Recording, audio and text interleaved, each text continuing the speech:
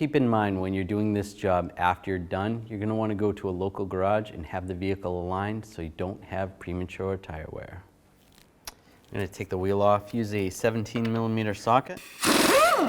Take these lug studs off. So I'm going to hold the wheel on.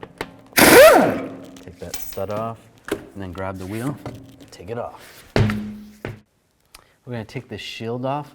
There's all these screws all along here.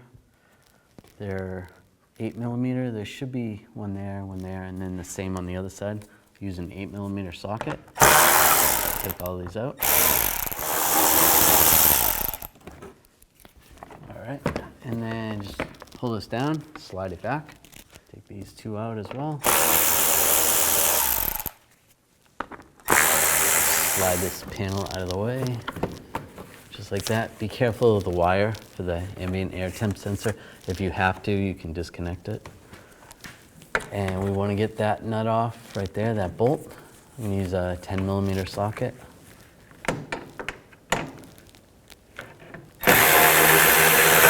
The point of taking this panel off is just to gain access to this bolt. So if you wanted to, you could just leave that in that location. Or you can take this nut off over here. Just use a 10mm socket. And just slide it out of the way. It gives you a little bit more room. I'm going to take this nut off right here. Use a 22mm socket. Just to prevent this from popping off, I'm just going to put the nut back on, just a couple threads. I'm going to put a 21mm wrench on the nut side, right there. Use a 21mm socket over here. Take the bolt out. Take the bolt out. Now you could try to use a pickle fork if you have one that's small enough. You just have to be careful not to hit the other ball joint. Or you can just take a hammer and give it a tap.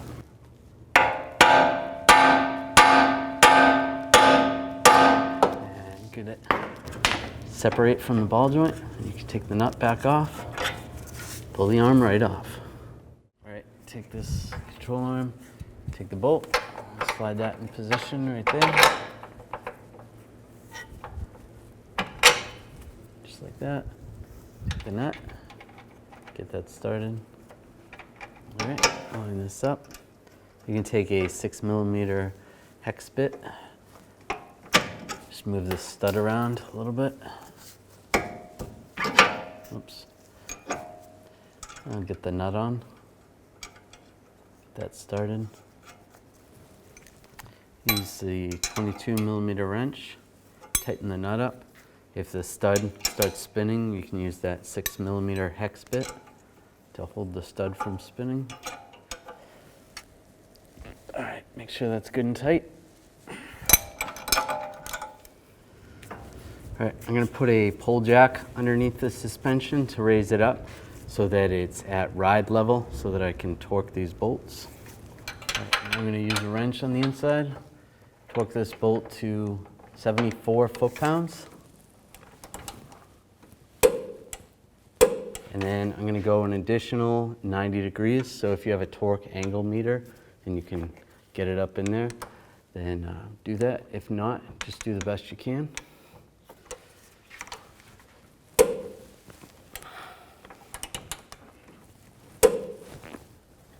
All right, that's 90 degrees. Now I can lower the screw jack. All right, take this panel, slide this in position. I'm going to slide it over this stud right here.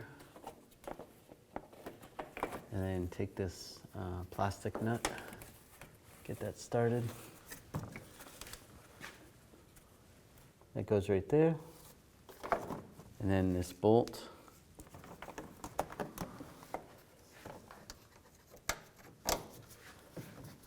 goes right there. All right, now I'll tighten this up. And gently tighten this nut up.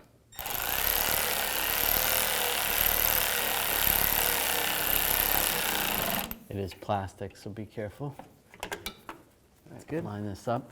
If that ambient air sensor popped out, pop that back in. good.